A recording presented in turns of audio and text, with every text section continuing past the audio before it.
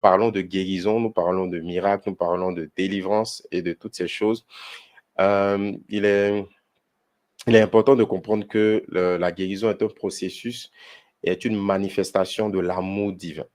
Donc, si on devait parler de deux vérités, à savoir sur la guérison, voilà, il y en a plusieurs, mais peut-être deux importantes que j'ai notifiées, c'est que la première vérité, c'est que Jésus veut vous guérir. Jésus veut vous Amen. guérir. Voilà. C'est une vérité qui semble évidente de prime abord, mais en creusant, on peut se rendre compte que plusieurs ne croient pas forcément que Jésus veut les guérir. Plusieurs ne croient pas forcément que la volonté de Dieu pour eux, c'est qu'ils soient en bonne santé, c'est qu'ils jouissent de la vie avec leurs proches, avec leur famille. Plusieurs s'auto-culpabilisent parce qu'ils ont peut-être commis des péchés, ils ont fait des erreurs, où ils se sentent illégitimes vis-à-vis de la guérison parce qu'ils se sentent coupables quelque part ou peut-être éloignés de Dieu. Alors, à ces personnes, j'aimerais lire ce passage de la parole de Dieu dans Marc au chapitre 1. Écrivez-nous quand vous vous connectez, comment vous appelez, d'où vous venez. Bonjour, bienvenue dans le live. Bonjour. Marc chapitre 1 à partir du verset 40. Je vais lire rapidement. Et c'est une histoire qui est très intéressante. Voilà. La Bible dit, un lépreux vint à lui, donc en parlant de Jésus, et se jetant à genoux, il lui dit d'un ton suppliant, « Si tu le veux, tu peux me rendre pur. » Jésus, ému de compassion, étendit la main, le toucha et dit, « Je le veux, sois pur. » Aussitôt la lèpre le quitta et il fut purifié. Donc, dans ce passage, on se rend compte que cet homme vient à Jésus, il a entendu que Jésus fait des miracles, il a entendu que Jésus guérit, comme peut-être la plupart des personnes. On a plus ou moins entendu certaines choses, mais l'attitude de cet homme en s'approchant de Jésus est différente.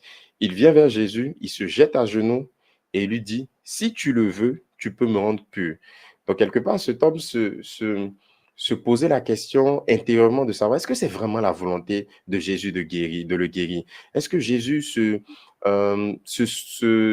sent concerné par son cas, concerné par sa souffrance, concerné par sa maladie? Donc, cet homme s'approche de Jésus, mais il a un cœur qui doute, il a un cœur qui s'interroge sur la volonté première de Jésus de le guérir.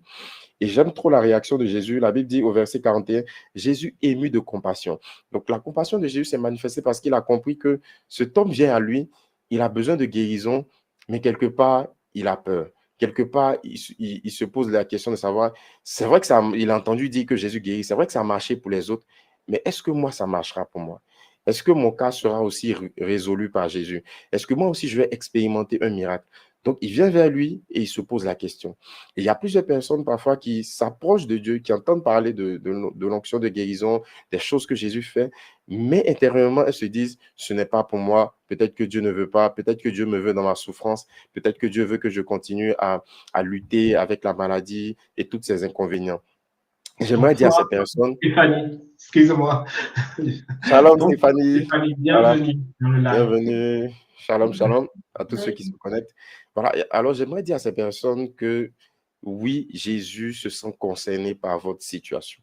Jésus se sent concerné par les souffrances que vous pouvez traverser. Jésus se sent concerné par les difficultés qui entourent cette maladie ou tous les autres problèmes que vous pouvez avoir. Et il est ému de compassion, il n'est pas indifférent. Et c'est cet amour que Jésus veut communiquer aux gens déjà. L'amour de savoir qu'il est avec vous, il est de votre côté et il est prêt à vous guérir, à vous toucher. Et la Bible dit que Jésus a étendu la main, il a répondu, il lui a dit, oui, je le veux, sois pur. Et donc cet homme est parti guéri, mais en étant rassuré que Jésus voulait le guérir, voulait le toucher. Et j'aimerais dire à quelqu'un qui suit ce live, là, connecté maintenant, ou qui le regardera en replay, que Jésus veut te guérir, peu importe la maladie, peu importe le nombre d'années, peu importe les échecs que tu as pu accumuler, peut-être avec les médecins ou tout ce qui est autour vraiment de ce mal-être ou ce malaise, Jésus veut te guérir et c'est Amen. aujourd'hui le jour du salut, c'est aujourd'hui le jour de la guérison. Quelque chose va se passer. Mets ta foi en Jésus, garde les yeux fixés sur lui et tu témoigneras de la grâce et de la faveur de Dieu. Alors ça, c'était le premier point. Première vérité, Jésus veut vous guérir, c'est sa volonté. Il n'aime pas que vous soyez malade. Il ne prend pas plaisir à vous voir dans cet état et il veut que vous puissiez être guéris. Donc, commencez à rejeter tout ce qui veut s'opposer à cette pensée. Ce soir, Jésus va vous guérir. Le deuxième point, rapidement, pour ne pas trop prendre de temps, c'est que la deuxième vérité, c'est que expérimenter la guérison divine, c'est donner à Jésus la récompense de ses souffrances. Donc, Jésus aurait pu mourir simplement à la croix pour nos péchés. La mort de Jésus est venue résoudre le problème du péché. Le péché, c'est quoi? C'est tout ce qui a pu séparer l'homme de Dieu. Donc, tout ce qui vient mettre un frein à la communion que l'homme avait avec Dieu au départ. Alors, depuis ce péché, donc cette chute, on a été séparés de Dieu et il y a toutes sortes de malheurs qui nous sont arrivés. Alors, Jésus vient dans ce monde envoyé par Dieu pour que le péché des hommes soit expié et qu'il y ait cette réconciliation avec Dieu. Donc, selon le principe biblique de l'expiation des péchés, il fallait que Jésus meure, il fallait que le sang soit versé pour que nous puissions avoir le salut. Du coup, Jésus aurait pu mourir simplement. Il aurait pu mourir égorgé, il aurait pu mourir d'un accident, passez-moi le mot, j'espère que YouTube ne va pas nous censurer. Il aurait pu mourir de COVID-19 ou je ne sais pas quoi.